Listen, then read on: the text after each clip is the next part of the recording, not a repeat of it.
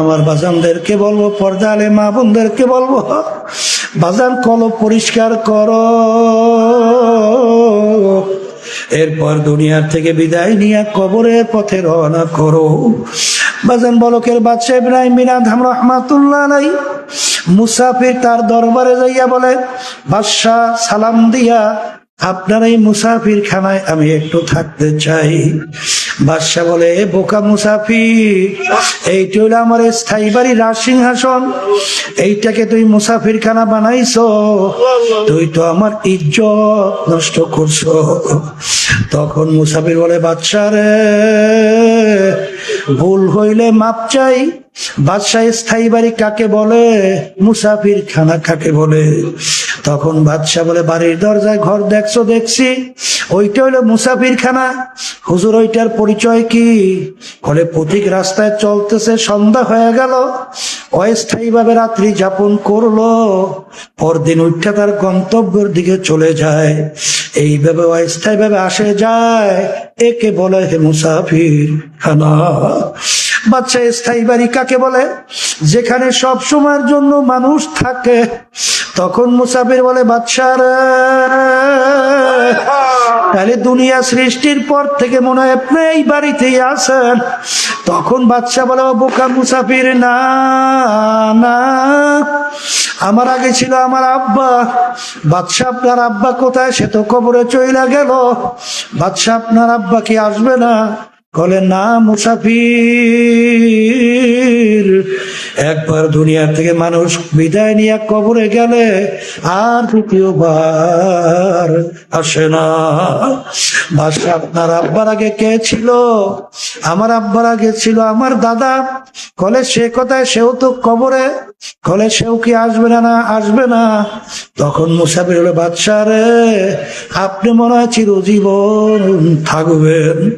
তখন বাদশা বলে, ও মুসাফির, কুল্লু নাফসিন যায়িকাতুল মাউত, মানুষ মরণশীল, আমি একদিন দুনিয়ার থেকে বিদায় নিয়ে কবরে যাব। বলে, আপনি কি আসবেন না? না, আমিও আসবো না। তখন মুসাফির বলে, বাচ্চা, আপনি আমাকে বলছেন বোকা, আসলে বড় বোকা তো আপনি।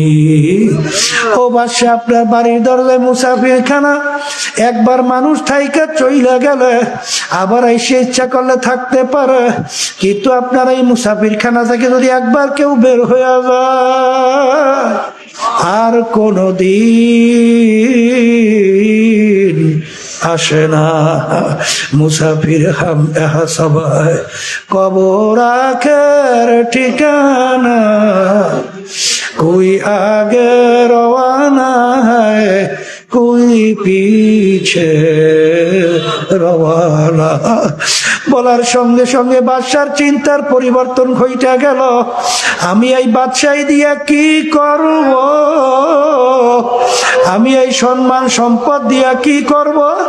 আমি এই পীরগিরি দিয়া কি করব? মুফতিগিরি দিয়া কি করব? আমার এই বড় সম্পদের মালিক গাড়ি বাড়ি দিয়া কি করব? আমি এই সওদাগারি দিয়া কি করব? যেদিন আমাকে 3টা কাপড় দিয়া পেঁয়াজ দিয়া ফালাইয়া রাখবে, সেদিন কি উপায় হবে? এই চিন্তা ভাবনা কইরা বাদশা ইব্রাহিম বিন আদহাম রাহমাতুল্লাহ আলাইহি স্থায়ী বাড়ি কামাই করার জন্য ওই কলব নামক উল্লেখযোগ্য পার্সকে ভালো করার জন্য মুরব্বীর শরণাপন্ন হইল। মুরব্বীর কাছে যাওয়ার পরে মুরব্বী তাকে এমন ভাবে কেসা শুরু করছে। কি করে কেসা? মুরব্বা হওয়ার জন্য মুরব্বীর হাত লাগা লাগবে। এখন তাকে কেইসা লাকড়ি টানার দায়িত্ব দিল, এমনকি মেথরের পর্যন্ত দায়িত্ব দিল। বাজানে এমন জীবন তিনি গঠন করে গেল, কিয়ামত পর্যন্ত মানুষ তার নাম স্মরণ করতে থাকবে। এই জন্য আমার বাজানদেরকে বলবো, পর্দা আলে মা বোনদেরকে বলবো, দুনিয়া সম্পর্কে মাঝে মাঝে চক্ষু বন্ধ করো, এরপর চিন্তা করো, কবরের পথে হাঁটো। কিসের দল, কিসের টাকা, কিসের বাড়ি, কিসের গাড়ি, কিসের পীরগিরি, কিসের মুক্তিগিরি, কিসের ইমামগিরি, কিসের খতিবগিরি, কিসের অমুক মেম্বার, চেয়ারম্যান, এমপি, মিনিস্টারগিরি, সব সারো সারো সারো। মালিকের পাগল হও, কলবকে ভালো করো, ইমানকে মজবুত করো, নির্ভেজাল করো, নেক আমল বাড়াও, তারপর দুনিয়া থেকে বিদায় নিয়ে কবরের পথে রওনা করো। আলহামদুলিল্লাহ, আলহামদুলিল্লাহ নাহমাদুহু ওয়া নাস্তাঈনুহু ওয়া নাস্তাগফিরুহু ওয়া নু'মিনু বিহি ওয়া নাতাওয়াক্কালু আলাইহি ওয়া নাউযু বিল্লাহি মিন শুরুরি আনফুসিনা মান ইয়াহদিহিল্লাহু ফালা মুদিল্লা লাহু ومن يضلله فلا هادي له ونشهد أن لا إله إلا الله وحده لا شريك له ونشهد أن محمدا عبده ورسوله أما بعد فأعوذ بالله من الشيطان الرجيم بسم الله الرحمن الرحيم يا أيها الذين آمنوا صلوا عليه وسلموا تسليما اللهم صل على سيدنا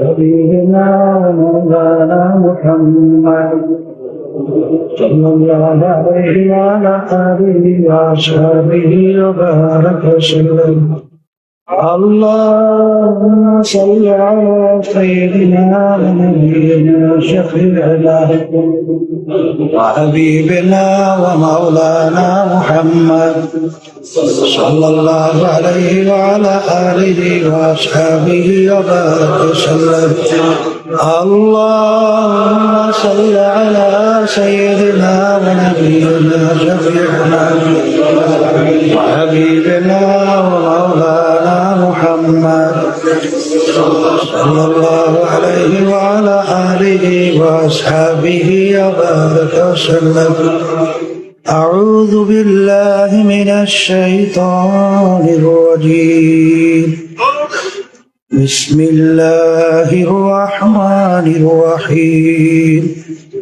ولقد كرمنا بني آدم وقال تعالى أولئك كالأنعام بل هم أضل صدق الله العلي العظيم শুকরিয়া আদায় করতেছি মহান রব্বুল আলামিনের দরবারে। রব্বুল আলামিন ফিতনা ফাসাদের যুগে দুনিয়ার সমস্ত কাজ থেকে বিরত রেখে উলামায়ে কেরামদের মজলিস, জাকিরিন, শাকিরিন, সাদিকিন, অনেক আল্লাহ খাস বান্দারাই মজলিসের মধ্যে আছে, যাদের সঙ্গে আমাদের জীবনের একটা সময় আল্লাহ রাব্বুল আলামিন কাটাবার সুযোগ করে দিচ্ছেন। শুকরিয়া তার সবাই বলি আলহামদুলিল্লাহ। অনেক লোকের কানে মাহফিলের দাওয়াত পৌঁছার পরে অনেকের সুযোগ থাকা সত্ত্বেও আসে নাই। আবার তালাশ করলে দেখবেন বহু দূর থেকে কষ্ট স্বীকার করে আমার অনেক ভাইরা এই মাহফিলে পাগলের মতো সুইটে চলে আসে। মান জাদ্দা বজাদা, যে যেই জিনিস পাওয়ার জন্য চেষ্টা করে ওই জিনিসে পাইয়াও যায়। দাদাজান আব্বাজান চরমনের জমিনে ঘুমায় আস। আমার আব্বাজান বলতেন, দিনী মাহফিলে প্রথম থেকে শেষ পর্যন্ত থাইকা বাড়ি বিদায় হয়ে চলে গেলে আমল নামার মধ্যে কম পক্ষে হলেও 50 লক্ষ নেকি, এরকম জমা হতেই পারে না। নিয়াত যাদের সহি, আল্লাহকে রাজি খুশির উদ্দেশ্যে যারা আসছি, রব্বুল আলামিন লক্ষ লক্ষ নেকি আমল নামায় দান করবে। একটা নেকির মূল্য সম্পর্কে অনেকে শুনে থাকতে পারেন, আল্লাহ রসুল সাল্লাল্লাহু আলাইহি ওয়াসাল্লাম অহুদ পাহাড়কে ইঙ্গিত করে বলছিলেন, পুরা পাহাড়টা যদি স্বর্ণের হয়ে যায়, এর যত মূল্য হবে তুলনা ছাড়া একটা নেকির মূল্য অনেক বেশি। একটা নেকির প্রয়োজন সম্পর্কে আল্লাহ রাব্বুল আলামিন কুরআনুল কারীমের ভিতরে বলছেন, ফামান ইয়ামাল মিসকালা যাররাতিন খায়রান ইয়ারাহ ওয়া মান ইয়ামাল মিসকালা যাররাতিন শাররান ইয়ারাহ। আল্লাহ বলছেন, যারা পরিমাণ তোমার যদি নেকি থাকে তার ফল তুমি ভোগ করতে পারবে, যারা পরিমাণ যদি গুনাহও থাকে তার ফল তোমার ভোগ করতে হবে। যারা কাকে বলে? কাপড় ধুইয়া নিগড়াইয়া রোদের ভিতরে ঝাড়া দিলে লক্ষ লক্ষ রেণু রেণু দেখা যায়, ওই এক একটা রেণুকে বলা হয় যারা। এই পরিমাণ নেক থাকলেও ফল পাওয়া যাবে, এই পরিমাণ গুনাহ থাকলেও তার ফল ভোগ করতে হবে। আমি বলছি না, আল্লাহ বলছেন।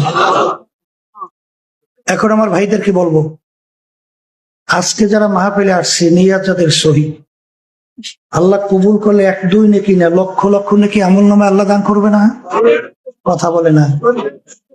কিন্তু কিয়ামতের ময়দান একটা নেকির যদি কারো ঠেকা বাজে, নেকি সংগ্রহ করার সুযোগ আছে? হ্যাঁ, বলে কিভাবে নাই? কিয়ামতের ময়দানটা এত কঠিন হবে, এত ভয়াবহ হবে, আল্লাহ রাব্বুল আলামিন কিয়ামতের ময়দানের অবস্থানটা বুঝাতে যাইয়া কুরআনুল কারীমের ভিতরে বলছেন, কি বলছেন? ইয়াউমা ইয়াফিরুল মারউ মিন আখিহি ওয়া উম্মিহি ওয়া আবিহি ওয়া সাহিবাতিহি ওয়া বানিহি লিকুল্লি ইমরিইম মিনহুম ইয়াউমা ইযিন শা'নুন ইউগনি। আল্লাহ রাব্বুল আলামিন বলছেন, কিয়ামতের ময়দানে মা পর্যন্ত সন্তানের পরিচয় না দিয়া সন্তান থেকে মা ভাইগে যাবে। কে বলছেন? বলেন, কে বলছেন? তাহলে সন্তানের পরিচয় না দিয়া মা যদি ভাগে, তাহলে বলেন তো মায়ের চেয়ে আদরের দুনিয়ার ভিতরে কে আছে? আছে? থাকতে পারে? তাহলে মাই যদি পরিচয় না দেয়, অন্য কেউ আপনাকে নেকি দিবে চিন্তা করা যায়? তাহলে যদি নাই যায়, তাহলে নেকি সংগ্রহের জায়গা কোথায় বলেন? বলেন, দুনিয়াতে। কোথায় কোথায়? দুনিয়া। যারা মাহফিলে আসছেন, নিয়াত যাদের সহি, আল্লাহকে রাজি খুশির জন্যই আসছেন, লক্ষ লক্ষ নেকি রব্বুল আলামিন আমল নামায় দান করবে।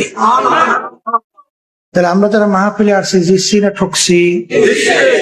আর যারা আসে নাই ওরা ঠকছে। তাহলে আমরা যে বলি সুযোগ থাকা সত্ত্বেও যারা আসে নাই ঠকছে, আপনি আমি বললাম ঠিক, কিন্তু এই কথাগুলো বুঝবে কারা? বলেন, যারা মানুষ। বলেন, মুখ খুলে বলেন। আর সুরাতে মানুষ, অঙ্গ প্রত্যঙ্গে মানুষ, আর ভিতরটা আবু জাহাল উকবা সাহেব আবু লাহাব পশুর চেয়েও খারাপ। এরা কিন্তু আমাদের এই কথা বুঝবেও না, গুরুত্বও দেবে না, আর নেকি কামাইয়ের জন্য আগ্রহ এবং চেষ্টাও করবে না। কথা ঠিক কিনা? তাহলে এই কথার মাধ্যমে আমি কিন্তু মূলত বোঝাতে চাই, মানুষের সুরাত আকৃতি হইলি মানুষ হওয়া যায় না। কথা ঠিক কিনা? শোনেন, আমি যে আপনাদের সামনে আয়াত শরীফ তেলাওয়াত করছিলাম, আয়াতের ভিতরে আল্লাহ রাব্বুল আলামিন কি বলছেন? যত মাখলুকাত আমি সৃষ্টি করেছি, এর ভিতরে সর্বশ্রেষ্ঠ সম্মানিত করে আমি মানুষকে সৃষ্টি করেছি। এক কথায়, মানুষ সৃষ্টির সেরা। মানুষ কথা ঠিক না বে ঠিক? কিন্তু দুনিয়ার যে নিয়ম নীতি এবং দুনিয়ার যে কালচার গুলো আছে, এ দ্বারা কিন্তু মানুষ যে সর্বশ্রেষ্ঠ হওয়ার কোনো যুক্তি নাই, কোনো যুক্তি মেলে না। বলে তা কেমন? এই আল্লাহর বান্দারা, পর্দায় মা বোনরা যারা শুনছেন, ধাতু যত দামি হয়, ওই ধাতু দিয়ে বস্তু তৈরি করলে তার দামও তত বেশি হয়। যেমন একটা আংটি তৈরি করছেন লোহা দিয়া, কি দিয়া? ওর যা মূল্য হবে, ওই একই আংটি তৈরি করছেন রূপা দিয়া, দাম বাড়ছে না কমছে? ওই একই আংটি তৈরি করছেন স্বর্ণ দিয়া, বাড়ছে না কমছে? ওই একই আংটি তৈরি করছেন হীরা দিয়া, বাড়ছে না কমছে? সাইজ কিন্তু বাড়ে নাই। ধাতুর মূল্যের কারণে বস্তুর মূল্য কি বাড়ছে? কথা ঠিক? তা দুনিয়ার দৃষ্টিকোণ থেকে মানুষ সম্মানিত হওয়ার কোনো যুক্তি নাই। কলে তা কি? আল্লাহ রাব্বুল আলামিন ফেরেশতা সৃষ্টি করছেন নূর দিয়া। ফেরেশতা কিসের তৈরি? বলেন বলেন বলেন। নূরের তৈরি। আল্লাহ জিন জাতি সৃষ্টি করছেন আগুন দিয়া। মানুষ জাতি সৃষ্টি করছেন আল্লাহ রাব্বুল আলামিন মাটি দিয়া। তার ধাতু মূল্যের দিক থেকে আপনি যদি হিসাব করেন, তাইলে সবচেয়ে বেশি সম্মানিত হওয়ার কথা ছিল ফেরেশতা, এরপরে দ্বিতীয় পর্যায়ে জিন জাতি, এরপরে তৃতীয় অবস্থান হলো মাটির তৈরি মানুষ। কথা ঠিক কিনা? কিন্তু আল্লাহ রাব্বুল আলামিন তো ঘোষণা করেছেন ওয়ালাকাদ কাররামনা বানি আদম, মানুষ সর্বশ্রেষ্ঠ সম্মানিত। এর কারণ তো অনেকে তালাশও করেন না, চিন্তাও করেন না। এই চিন্তা কি আপনার বাড়ির পাশের গোয়াল ঘরের গরুটাই করবে? কথা বলে না। এই গোয়াল ঘরের গরুটার কাজ কি? 24 ঘন্টা খাওয়া বাঁচা ছাড়া ওর দ্বিতীয় আর কোনো চিন্তা?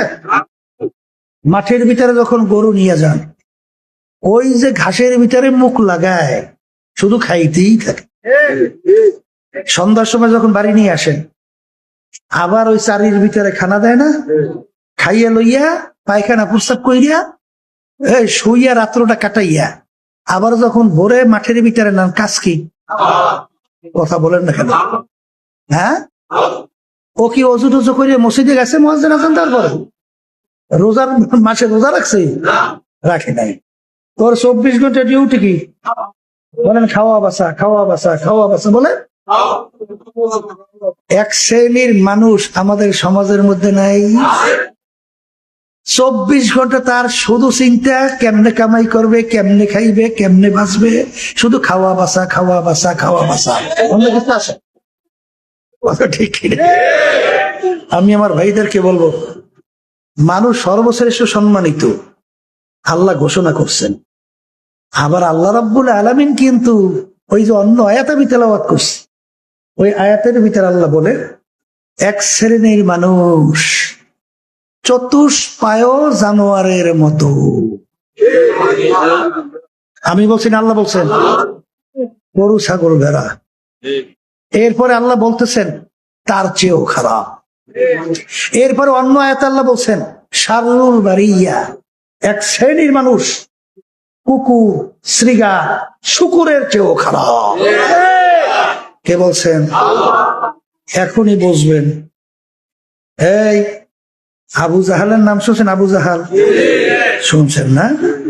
আল্লাহ রাসূল সাল্লাল্লাহু আলাইহি ওয়াসাল্লামের নাম শুনছেন? তাও শুনছেন না? এখন বলেন তো, আল্লাহর হাবিব সাল্লাল্লাহু আলাইহি ওয়াসাল্লাম, আবু জাহাল, এই দুইটা মানুষের ভিতরে কি পার্থক্য?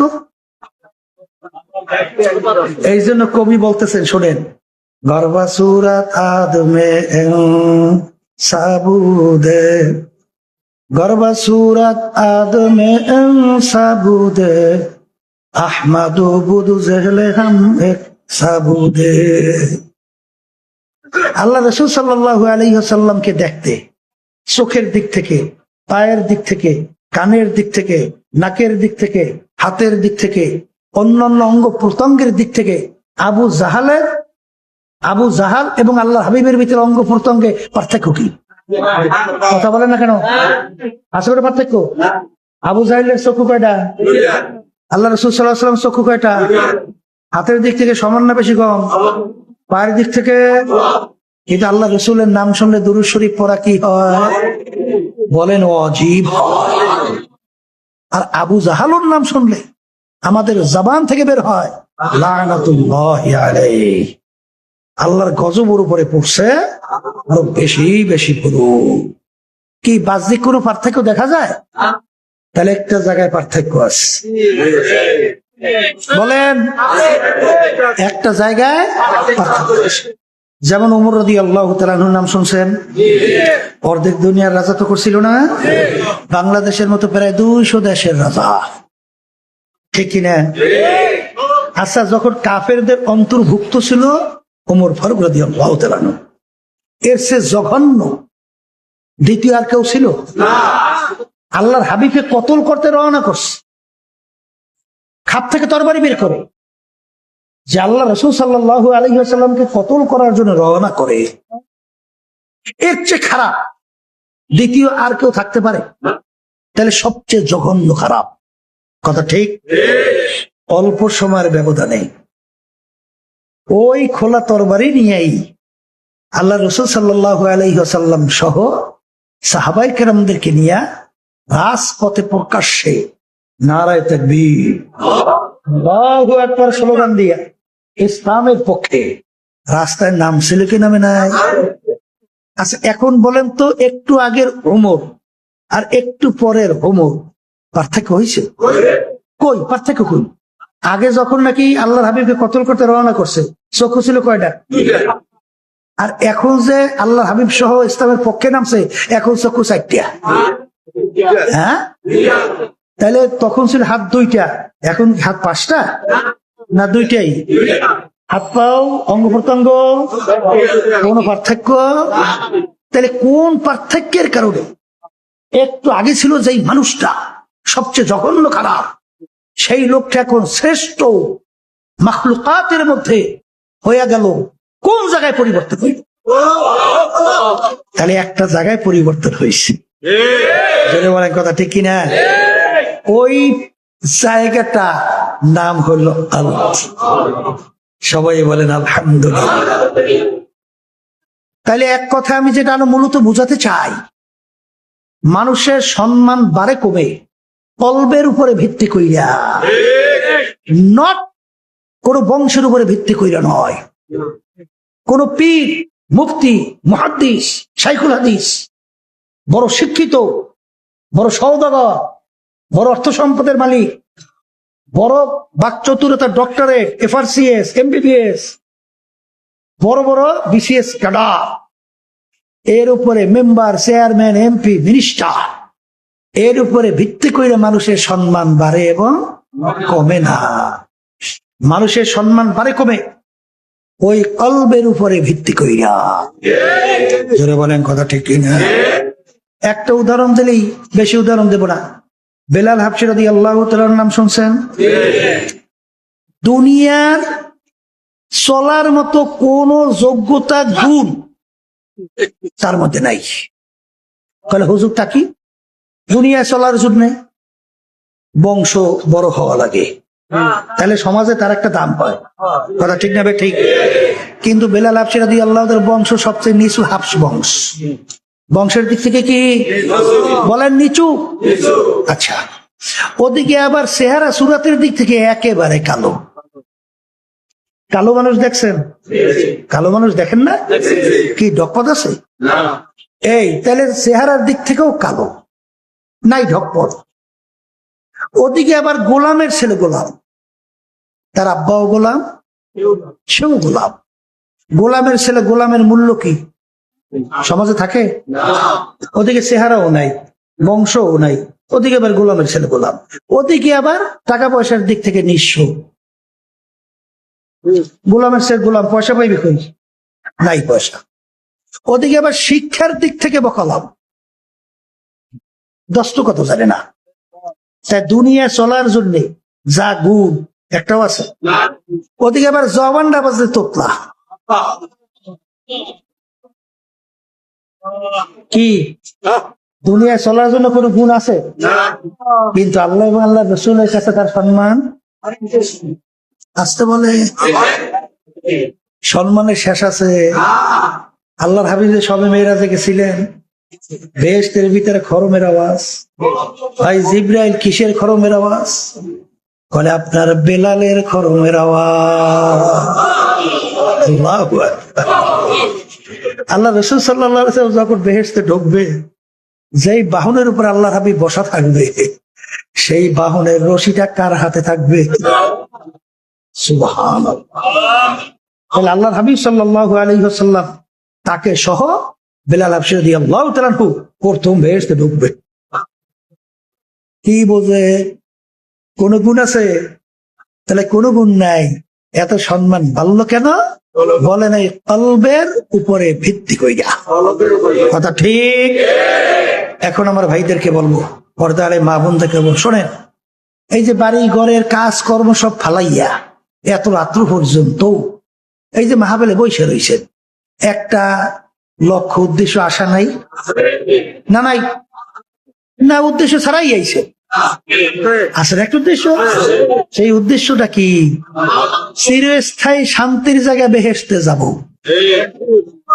আর জাহান্নামের আযাব থেকে মুক্তি পেয়ে জাহান্নাম থেকে মুক্তি পাবো, এই আশাই তো আসছি। আসতে বলে এই আশা আছে না? এখন আল্লাহ রাব্বুল আলামিন যারা বেহেশতে যাইতে চান তাদের ব্যাপারে আল্লাহ রাব্বুল আলামিন শর্ত লাগাইছে কুরআনুল কারীমে। কি শর্ত? ইল্লা মান আতাল্লাহা বিকলবিন সালিম। আমার আল্লাহ বলেন, কলবে সালিম অর্থাৎ পরিষ্কার পরিচ্ছন্ন সুস্থ ভালো কলব ছাড়া আমার পবিত্র জায়গা বেহেশতের মধ্যে হবে না। তাহলে বেহেশতে যাওয়ার জন্য কোন কলব লাগবে? বলেন কলবে সালিম। একটু মুখ খুলে বলেন, ভিতরে ঢুকুক। হ্যাঁ, কলবে সালিম যারা বেহেশতে যাওয়া যায়। এ আল্লাহর বান্দারা, পর্দা আলে মা বোনেরা, আল্লাহ রাব্বুল আলামিন কুরআনুল কারীমের মধ্যে এক সূরার ভিতর প্রায় 11টা কসম করার পরে আল্লাহ বলতেছেন, قد أفلح من زكاها وقد خاب من دساها। যারা কলব নামক ওই পার্সকে যারা ভালো করতে পারবা, তারাই নাজাত পাইয়া কামিয়াব হইয়া জান্নাতে যাবা। আর যারা কলব নামক পার্স যারা ভালো করতে পারবা না, তারা ধ্বংস হয়ে জাহান্নামে যাবা। কে বলছেন? আল্লাহ রাব্বুল আলামিন তার রাসূলকে দুনিয়াতে পাঠাইছে, কোনো কারণ নাই, উদ্দেশ্য নাই। আসতে বলে আছে আছে আছে। কেন পাঠাইছেন? আল্লাহ বলতেছেন, ইয়াতলু আলাইহিম আয়াতিহি ওয়া ইউযাক্কিহিম ওয়া ইউআল্লিমুহুমুল কিতাবা ওয়াল হিকমা। আল্লাহ রাব্বুল আলামিন বলেন, আমার রাসূলকে আমি দুনিয়াতে পাঠাইছি, পাঠানোর কারণের ভিতরে একটা কারণ হলো আমার রাসূল তার উম্মতদের আত্মশুদ্ধি করাইবে। সুবহানাল্লাহ বলেন না? মুখ বন্ধ করিয়া থাকলে সব ভিতরে ঢোকে। এই সুবহানাল্লাহ, আলহামদুলিল্লাহ, আল্লাহু আকবার বলতে হয় না?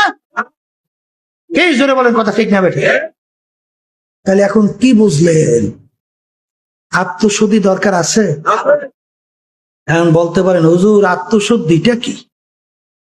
এই কলবের উল্লেখযোগ্য কতগুলো রোগ আছে, এই রোগগুলো যখন দূর হবে কলবটা ভালো,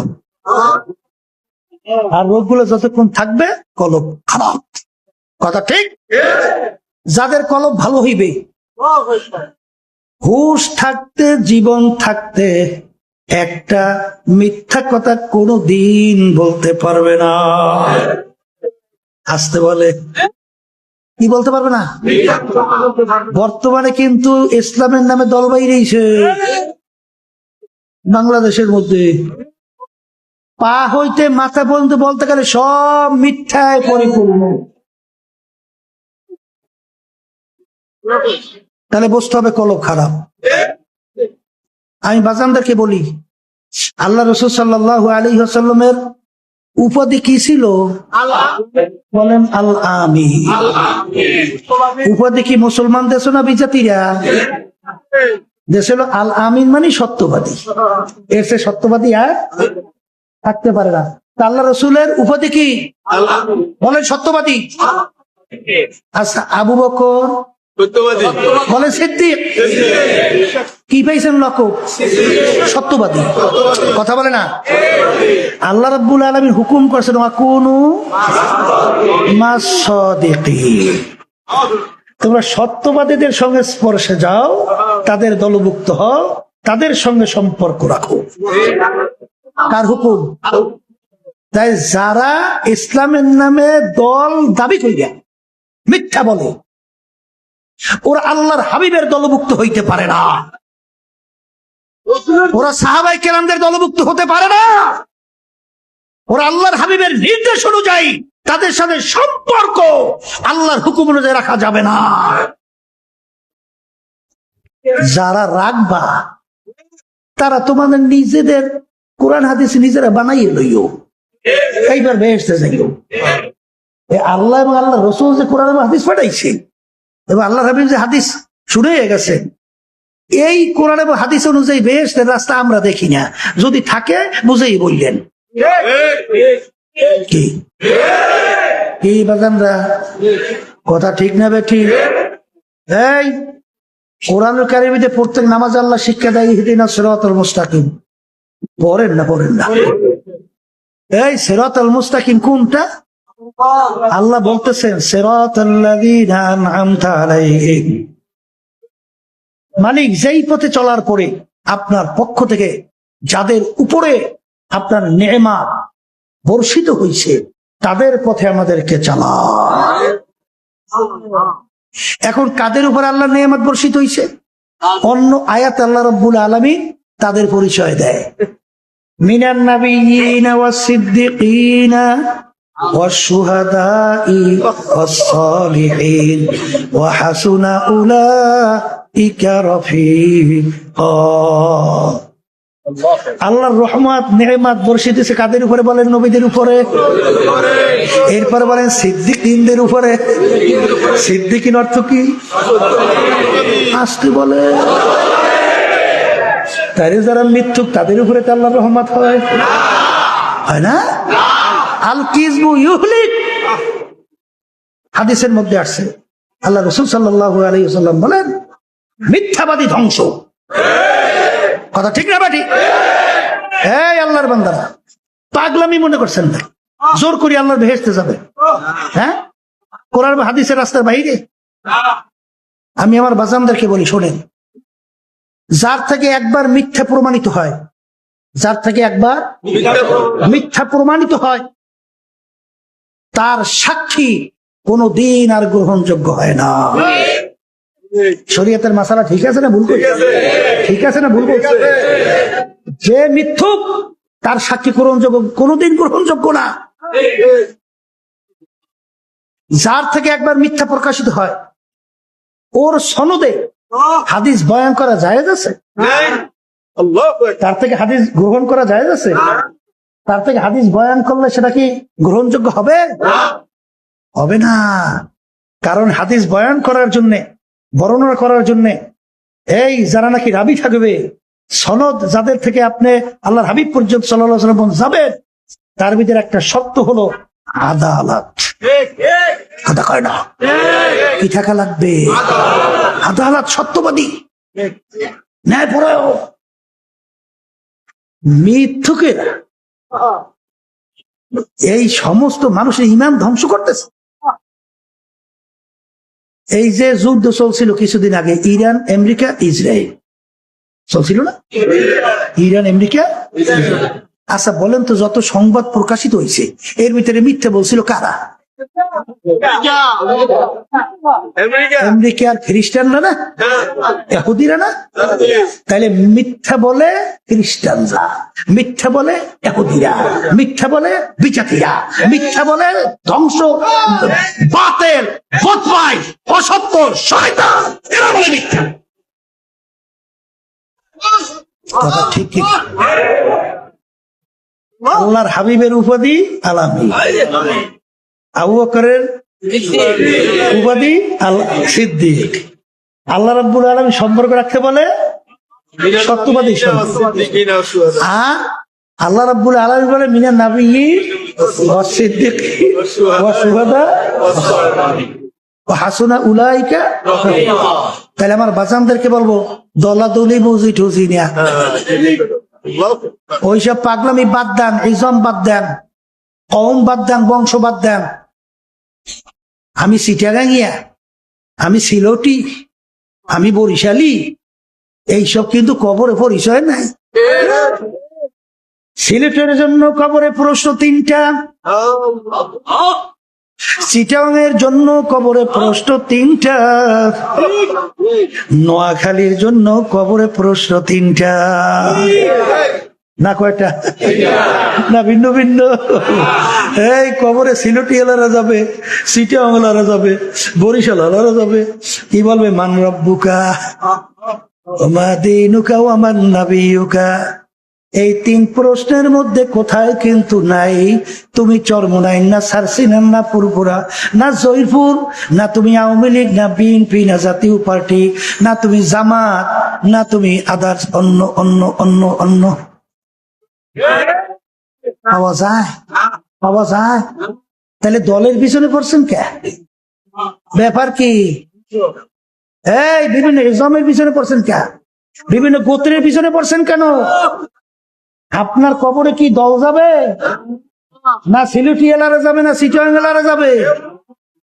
তোমার কবরে তুমি একাই যাবা বাজা। হায় হায় হায়, তোমার কবরের প্রস্তুত তুমিই দেওয়া।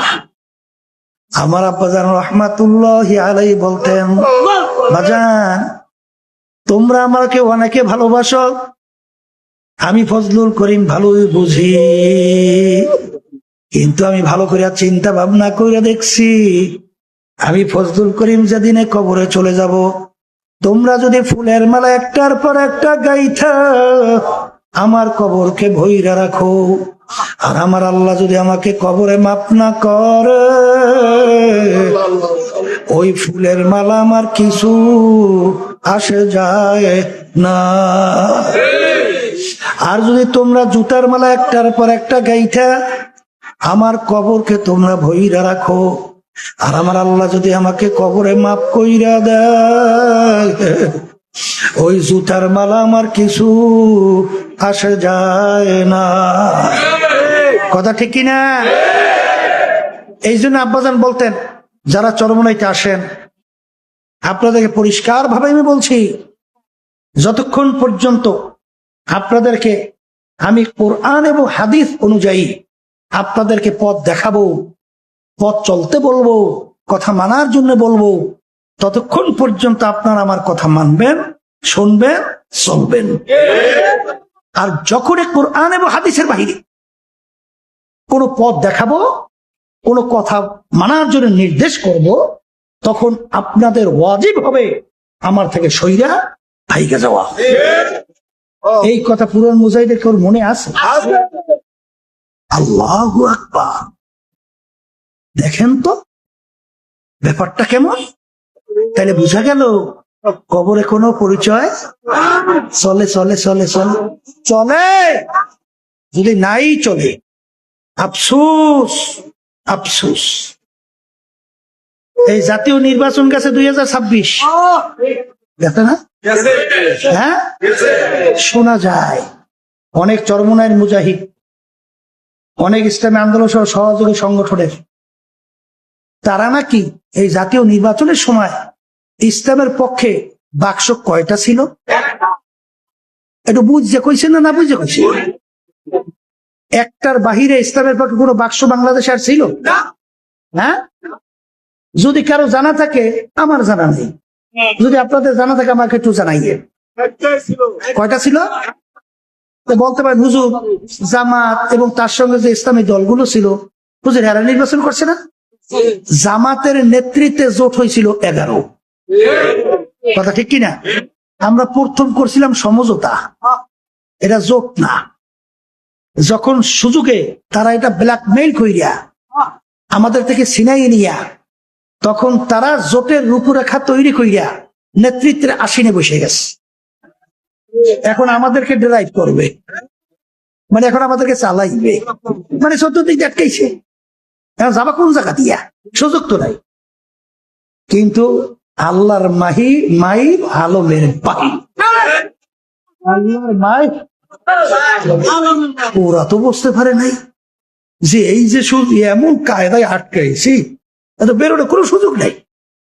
কিন্তু আল্লাহর খাস মেহেরবানিতে ইল্লা মান রাহিম,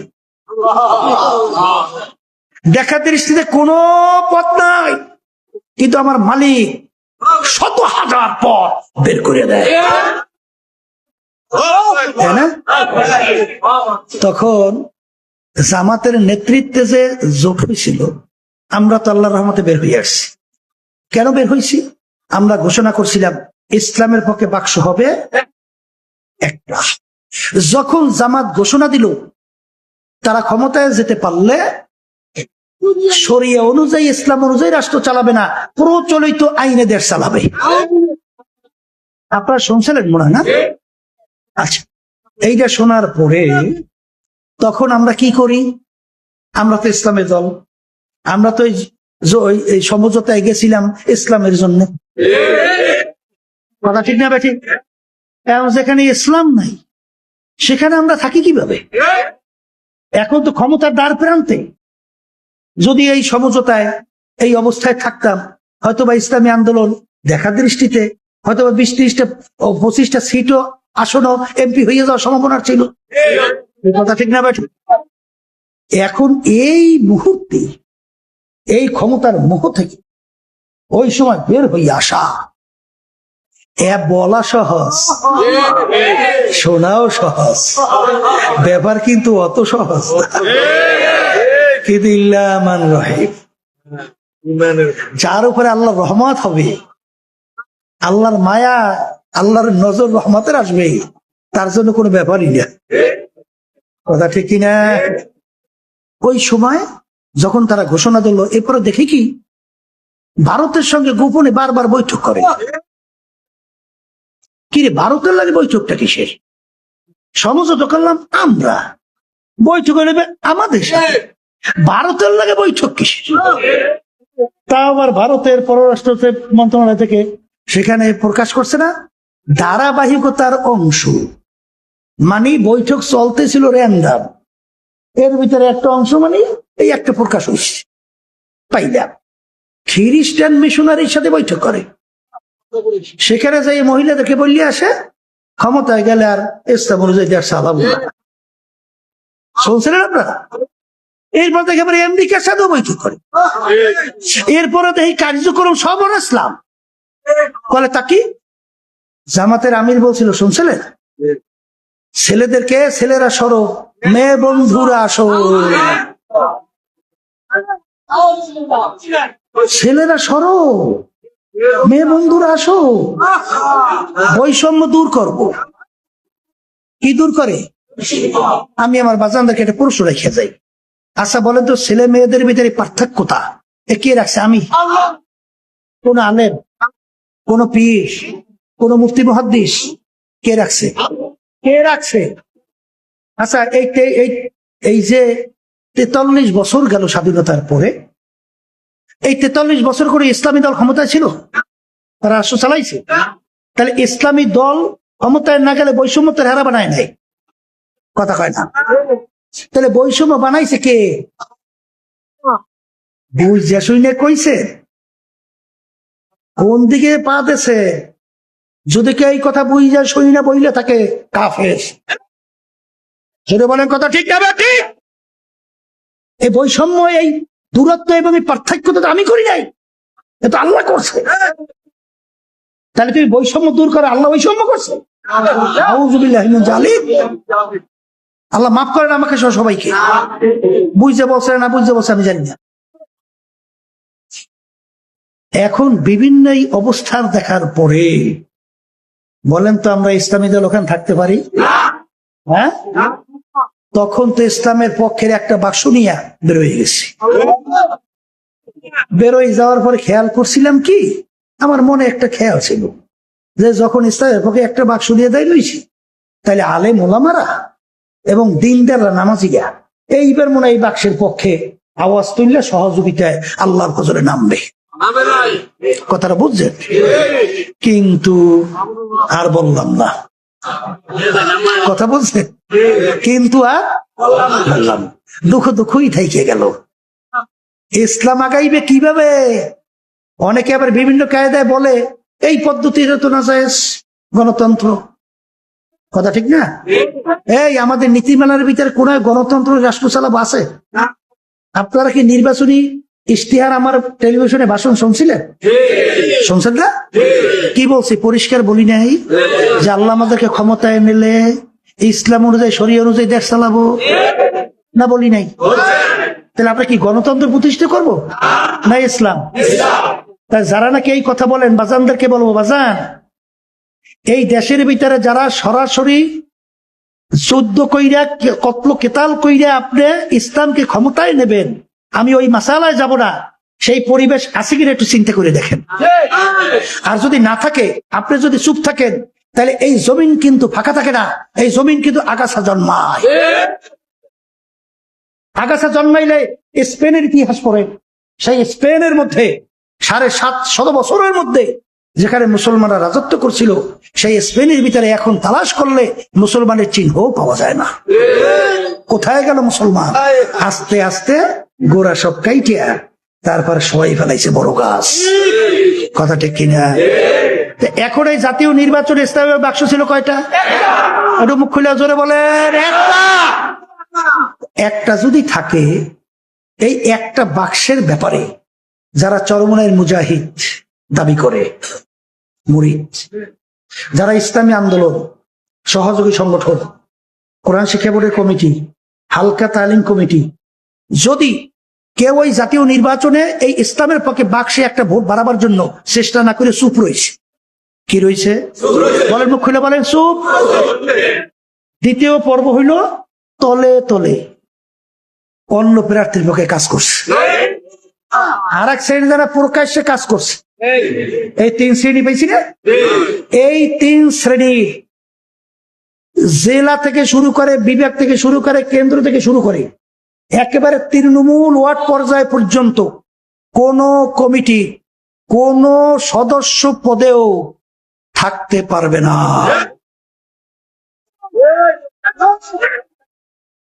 শোনেন, ভালো করে বুঝলাম, এখানে কিন্তু অত পণ্ডিত লাগবে না, অত বাকচতুরতা লাগবে না, অত বড় ধনীও লাগবে না। ওই সব বাদ দিয়া বলে হুজুর কমিটি করতে 35 জন লাগে, মুজাহিদ কমিটি লাগবে না, 5 জন পাইছেন, আল্লাহ 5 জন দিয়ে কমিটি করবেন। কোন জায়গায় যদি না পান, ওয়ার্ডে খালি থাকবে, কারণ দুষ্ট গরুর চেয়ে শূন্য আতাল ভালো। এই কথার যদি কোনো ব্যতিক্রম, কোনো দায়িত্বশীল কমিটি বানানোর ব্যাপারে দুর্বলতা দেখান, আপনারা আমিরের হুকুম অমান্য করেছেন, আর যতক্ষণ পর্যন্ত শরিয়া বিরোধী আমির হুকুম না করবে, ততক্ষণ পর্যন্ত আর হুকুম মানে ইসলামী দলের আমিরের ওয়াজিব। এরপরেও যদি কেউ চালাকি করে, তাহলে এই সংগঠনের সাথে আপনি জড়াবেন না। আপনার জন্য যেটা ভালো লাগে সেদিকে যান। এখানে কোনো ক্লিয়ার ক্লিয়ার ক্লিয়ার কোন প্রয়োজন নাই, একেবারে কাটছিট কথা, পরিষ্কার কথা, ঠিক না? ঠিক। আমার বাজানদেরকে বলো, পর্দা আলে মা বোনদেরকে বলবো, কেন কেন আমরা কিন্তু ইসলামকে ক্ষমতায় নেওয়ার ঠিকাদারি নিয়ে আসি নাই। আমাদের দায়িত্ব, কর্তব্য শুধুমাত্র চেষ্টা করা। নূহ আলাইহিস সালাতু ওয়াস সালাম 950 বছর ফেরায় দাওয়াত দিয়া কয়জন মুসলমান হয়েছিল? ওই 80 কম বেশি 950 বছর।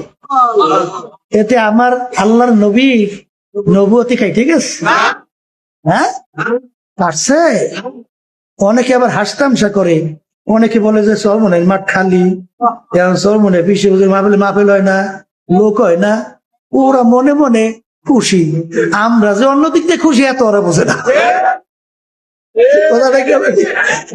ভেজাল কমে শনির যদি অল্প হয়, ওর ভিতরে আনন্দ মজা বরকত আলাদা। আর ভেজাল যদি বোঝাই, ও বিপদে শেষ নেই। কথা ঠিক না? এই জন্য আমার বাজানদেরকে বলবো, পর্দারে মা বোনরা যারা শুনতেছেন, যাদের কলব ভালো তারা কোনোদিন মিথ্যা বলতে পারে না। যাদের কলব ভালো, হুব্বুদ দুনিয়া রাসু কুল্লি খতিয়াতিন, আল্লাহর হাবিব সাল্লাল্লাহু আলাইহি ওয়াসাল্লাম বলেন, সমস্ত গুনার মূলই হলো দুনিয়ার মোহ, দুনিয়ার মোহাব্বত, পদের মোহাব্বত, ক্ষমতার মোহাব্বত, দলের মোহাব্বত। বাজান রে, এইটা হলে গুনার মূল। হব্বে যা হব্বে মাল, এইটা কলবের রোগ। বলেন না কিসের রোগ? কিসের রোগ? হায় হায় হায় হায়, এই কলবের রোগ দূর করা লাগবে। আমার বাজানদেরকে বলবো, পর্দারে মা বোনদেরকে বলবো, যাদের কলব আল্লাহর ফজল করমে ভালো হবে, হুঁশ থাকতে, জীবন থাকতে কোন মানুষকে কষ্ট দিতে পারে না। কথা বলে না? যাদের কলব ভালো হবে, কোনোদিন চাঁদাবাজি করতে পারে না, তারা দুর্নীতি করতে পারে না, মানুষকে খুন করতে পারে না, বিভিন্ন মিথ্যা কেসের মাধ্যমে মানুষের সংসার ধ্বংস করতে পারে না। কথা বলে না? পারে পারে পারে।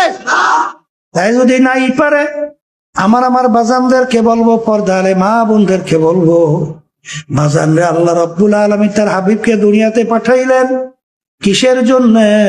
ইয়াতলু আলাইহিম আয়াতিহি ওয়া ইউযাক্কিহিম ওয়া ইউআল্লিমুহুমুল কিতাবা ওয়াল হিকমা। এই জন্য আমার বাজানদেরকে বলবো, পর্দারে মা বোনদেরকে বলবো, বাজান কলব পরিষ্কার করো, এরপর দুনিয়ার থেকে বিদায় নিয়ে কবরের পথে রওনা করো। বাজান বলকের বাদশাহ ইব্রাহিম বিন আদহাম রাহমাতুল্লাহ আলাইহি মুসাফির তার দরবারে যাইয়া বলে, বাদশাহ সালাম দিয়া, আপনার এই মুসাফির খানায় আমি একটু থাকতে চাই। বাদশাহ বলে, বোকা মুসাফির, এইটা হলো আমার স্থায়ী বাড়ি, রাজসিংহাসন, এইটাকে তুই মুসাফির খানা বানাইছো, তুই তো আমার ইজ্জত নষ্ট করছো। তখন মুসাফির বলে, বাদশাহ রে, ভুল হইলে মাপ চাই। বাদশাহ স্থায়ী বাড়ি কাকে বলে, মুসাফির খানা কাকে বলে? তখন বাদশাহ বলে, বাড়ির দরজায় ঘর দেখছো? দেখছি, ওইটা হলো মুসাফির খানা। হুজুর, ওইটার পরিচয় কি? বলে, পথিক রাস্তায় চলতেছে, সন্ধ্যা হয়ে গেল, অস্থায়ী ভাবে রাত্রি যাপন করলো, পরদিন উঠে তার গন্তব্যের দিকে চলে যায়, এইভাবে অস্থায়ী ভাবে আসে যায়, একে বলে হে মুসাফির খানা। বাদশা স্থায়ী বাড়ি কাকে বলে? যেখানে সব সময়ের জন্য মানুষ থাকে। তখন মুসাফির বলে, বাদশা রে, তাহলে দুনিয়া সৃষ্টির পর থেকে মনে হয় আপনি এই বাড়িতেই আছেন। তখন বাদশা বলে, বোকা মুসাফির, না না, আমার আগে ছিল আমার আব্বা। বাদশা, আপনার আব্বা কোথায়? সে তো কবরে চইলা গেল। বাদশা, আপনার আব্বা কি আসবে না? বলে, না মুসাফির, একবার দুনিয়া থেকে মানুষ বিদায় নিয়ে কবরে গেলে আর দ্বিতীয়বার আসে না। বাদশা, আপনার আব্বার আগে কে ছিল?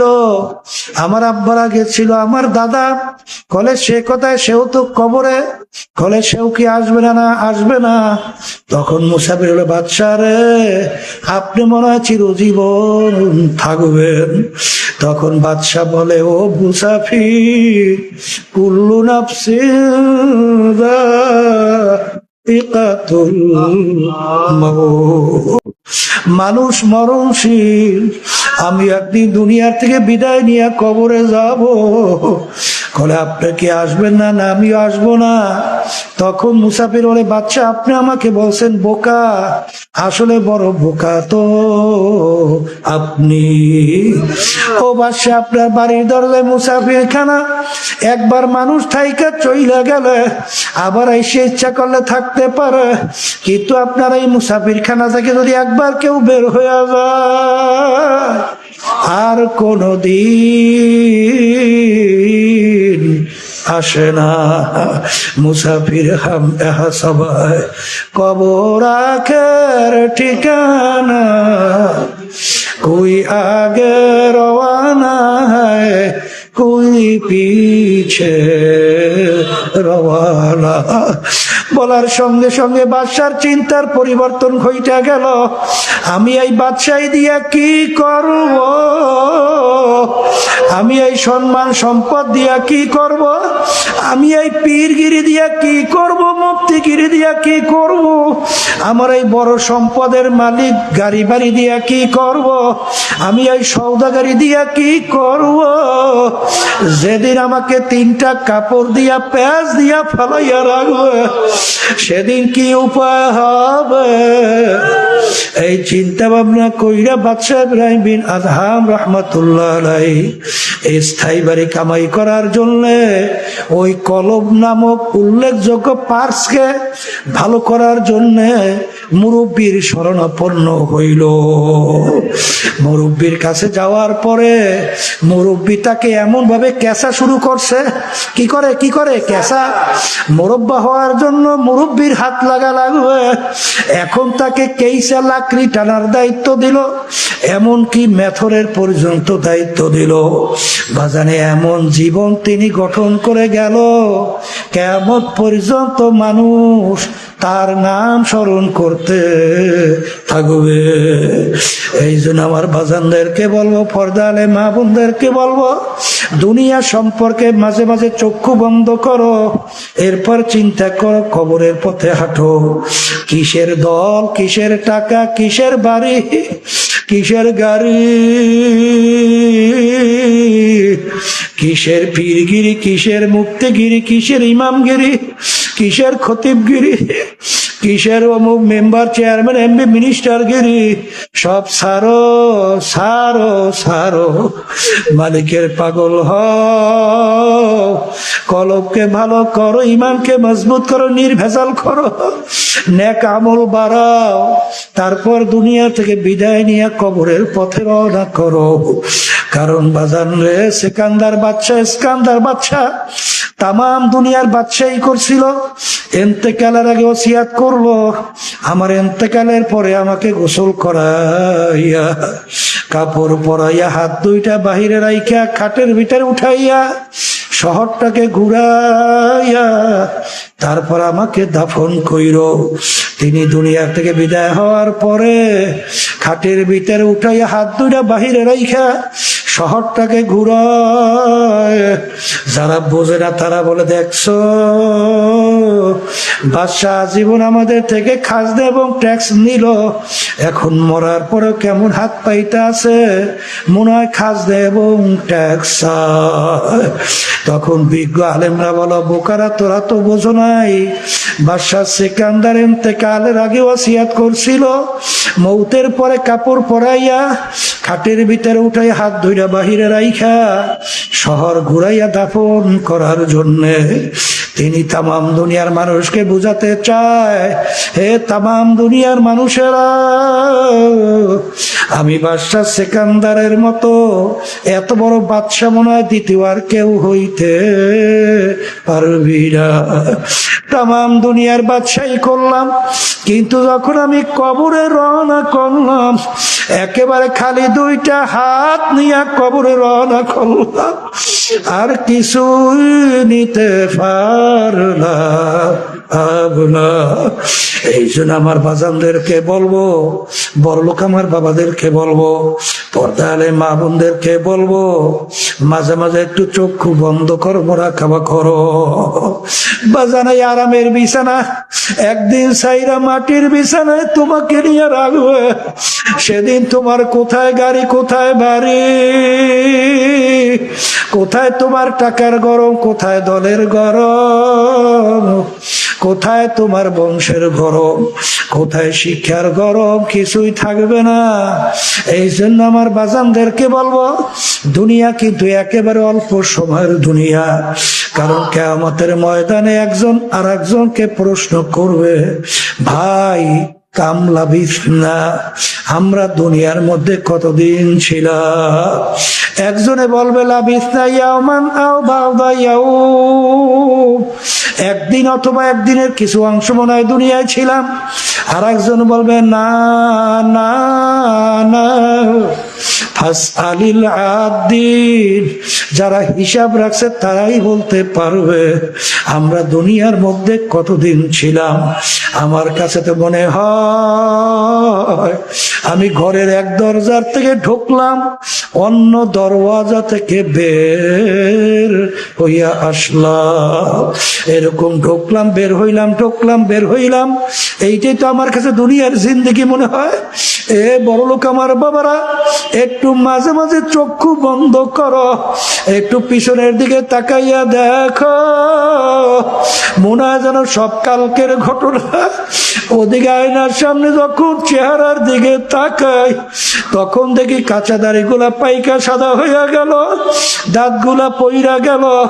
আহারে কত লোক নিয়ে চার টেবিলে চা খাইলাম, গল্পের টেবিলে গল্প করলাম, আহারে বাজারে বাজার করলাম। এখন সেই লোকগুলাকে আর বাজারে দেখা যায় না, গল্পের টেবিলেও নাই, বাজার আল্লাহ চায়ের টেবিলেও না। এখন মনকে বুঝো রে মন, এমন তো একদিন আসবে দুনিয়ার সবকিছু তার নিয়ম অনুযায়ী চলবে, কিন্তু তুমি আর আমি আর থাকবো না। আমাকে ঘর থেকে নামাইয়া যাই কবরে রাখবে, সবাই আমাকে মাটি দিয়ে বাড়িতে আসবে, যার যার কাজে লিপ্ত হবে। তোমার আমার কবর অন্ধকার, ওই অন্ধকারে যদি আমার মালিক বাতি না জ্বালায়, ওই কবর তো আর পরিষ্কার হবে। এ কবরের যাত্রীরা, আমি বলি নাই, কোন পীর বলে নাই, কোন মুফতি মুহাদ্দিস বলে নাই, আল্লাহর হাবিব বলেন আল কবরু রাউযাতুম মিন রিয়াজিল জান্নাহ আও হুফরাতুম মিন হুফারিন নার। এ আমার উম্মতের, এই যে কবর দেখো, এই কবর কিন্তু আসল কবর না। কোন কোন আল্লাহর বান্দাবান্দির কবর একটা বেহেশতের বাগান হইয়া যাবে। আল্লাহ আপনি আমার জন্য, আমাদের সবার জন্য কবুল করে নিয়ে। আল্লাহ হাবিব বলেন, ও আমার উম্মতেরা, কোন কোন নাফরমানের কবরের মধ্যে জাহান্নামের আগুন এসে ভরে যাবে। আল্লাহ আপনি, আমি বলি নাই, আল্লাহ রাসূল সাল্লাল্লাহু আলাইহি ওয়াসাল্লাম বলছেন, কোন কোন নাফরমানের কবরের মধ্যে জাহান্নামের আগুন এসে ভইরা যাবে। আল্লাহ আপনি আমাকে, আমাদের সবাইকে মাফ কইরা দিয়েন। আল্লাহর হাবিব বলেন, কোন কোন নাফরমানের কবরের মধ্যে 99 তিন্নিনান লাউ নুফিকা ফিল আরদি মা আনবাতাত খাদরা। কোন কোন নাফরমানের কবরের মধ্যে একটা দুইটা না বিষাক্ত 99টা সাপ জমা হইয়া যাবে। আল্লাহ আপনি আমাকে, আমাদের সবাইকে মাফ কইরা দিয়ে, ওই সাপ কিয়ামত পর্যন্ত নাফরমানকে পেঁচাইয়া পেঁচাইয়া তারপর ঠুকরাইতে থাকবে। ওই সাপ কেমন বিষধর হবে, দুনিয়ার ভিতরে যদি মুখ কইরা ফুটে তো কোনো গাছপালা মাথা জাগাতে পারতো না। এই জন্য আমার ভাইদেরকে বলবো, পর্দা আলে মা বোনদেরকে বলবো, মুসলমান বলতে কিন্তু মন চায় গুনার থেকে ফিরা নেকের কাজ কইরা, ইমানকে নির্ভেজাল মজবুত কইরা, কলবকে ভালো কইরা, চোখে পানি নিয়ে তারপর কবরে যাবে। কিন্তু বাজান শয়তান এবং নাফসে আম্মারা তোমার আমার পিছনে শত্রু হিসাবে আমাদেরকে গুনার দিকে উদ্বুদ্ধ করে, নেকের থেকে ফিরাইয়া রাখে এবং দুনিয়াকে চাকচিক্যময় কইরা তোমার আমার সামনে এমন ভাবে উপস্থাপন করে, আল্লাহ বলেন ওদিকে তোমার আমার দিল মন সুইকে যায়। এই জন্য বাঁচার জন্য আমার মালিক হুকুম করছেন, ওয়াকুনু মা'আস সাদিকিন, তোমরা সাদিকিন বান্দাদের সঙ্গী হইয়া যাও। বাজান কোনো দলাদলি বুঝি না, পীর মুরিদি বুঝি না। আমাদের উদ্দেশ্য হলো ঈমানকে নির্ভেজাল করা, নেক আমল বাড়ানো, গুনার থেকে ফেরা, চোখে পানি কলব নিয়ে তারপর মালিকের কবরে যাওয়া। আর কলব যদি পরিষ্কার না হয়, ওই কলবের জায়গা কিন্তু জাহান্নাম ছাড়া হবে না। আমার মালিক বড় দয়ার, বড় মায়া। আমার মালিক যখন মাহফিলে নিয়ে আসছেন, আমার মালিকের কাছে দিলটাকে ভাইঙ্গা দুই চোখের পানি ছাইরা মালিকের কাছে দোয়া করো। কারণ হাদিসের ভিতরে আছে জফুল কালাম আমার মালিকের হাতে।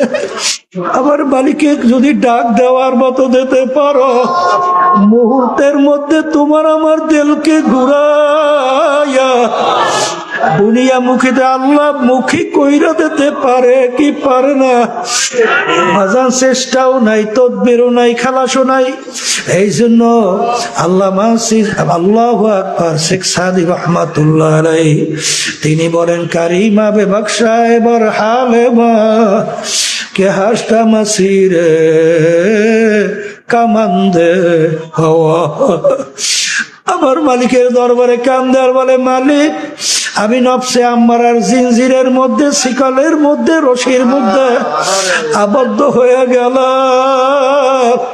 দয়া মায়া করে তুমি নফসে আম্মারার জিনজির, রশি থেকে, শিকল থেকে আমাকে মুক্তি দাও। আরে আমার মালিক বড় দয়া, আমার মালিক বড় মায়া। যদি দিলটাকে ভাইঙ্গা দুই চোখের পানি ছাইরা যদি গুনার কথা মনে কইরা মালিকের দরবারে মাপ চাইতে পারো, আমার মালিক শুধু তোমাকে আমাকে মাপ করবেন তাই না, তোমার আমার গুনাহকে আমার মালিক নেকের দ্বারা পরিবর্তন কইরা দিবে।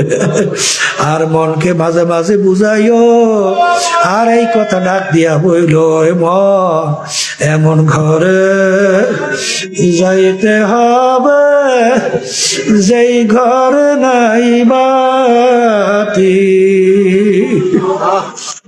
এমন ঘরে থাকতে হবে যেই ঘরে নাই সাথী।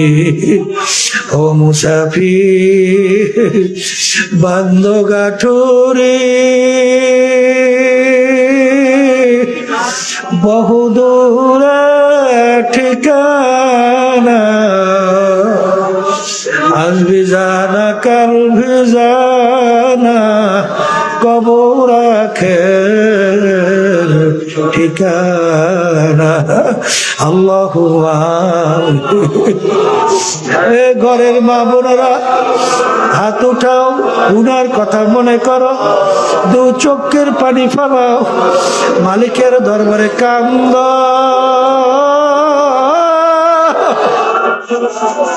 আর মালিকের দরবারে মাপ চাও, মাপ চাও। যদি কান্না না আসে মন কেন জরে মন। একদিন এই ঘরের দরজা দিয়া নতুন বউ হইয়া উঠছিল রে মন। কত মেয়ে লোকে শরবত খাওয়াইল, কত মেয়ে লোকে বাতাস করলো, আবার এমন একটা দিন আসবে এই ঘরের দরজা দিয়া মরা লাশ হইয়া বের ছেলে কানবে মামা করে, মেয়ে কানবে মা করে, জবাব তো আর দিবা না। আল্লাহ আপনি একটু এই মাহফিলের মাঠের দিকে চাইয়া দেখে, মালিক আপনি একটু চাইয়া দেখে আপনার বান্দারা কিভাবে কান্না। আমাদের ছেলেও মরে নাই, মেয়েও মরে নাই, গুনাহ করে বসছি রে, মাফ করে দেন গো মাওলা, মাফ করে দেন। হে আল্লাহর বান্দারা জোর করে কান্দে, জোর করে কান্দে।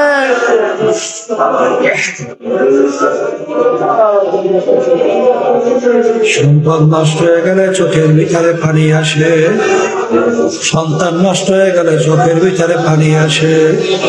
তোমার আমার গুনার কারণে জাহান্নামের আগুন জ্বলছে, ওই জাহান্নামের আগুন চোখের পানি ছাড়া ঠান্ডা হবে না।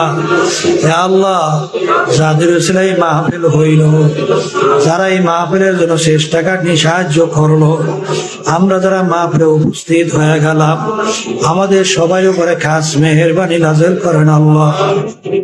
যারা আম্মা আব্বা আত্মীয় স্বজন যারা কবরে শুয়ে রয়েছে, সবার কবরকে বেহেশতের বাগান বানায়া দেন আল্লাহ। হককে আমাদের কাছে হক হিসেবে প্রকাশ করে দেন, বাতিলকে বাতিল হিসেবে প্রকাশ করে দেন। আমাদের সবাইকে হকের পক্ষে থাকার তৌফিক দান করুন। সুবহান রাব্বিকা রাব্বিল ইজ্জাতি আম্মা ইয়াসিফুন, সালামুন আলাল মুরসালিন, আলহামদুলিল্লাহি রাব্বিল আলামিন।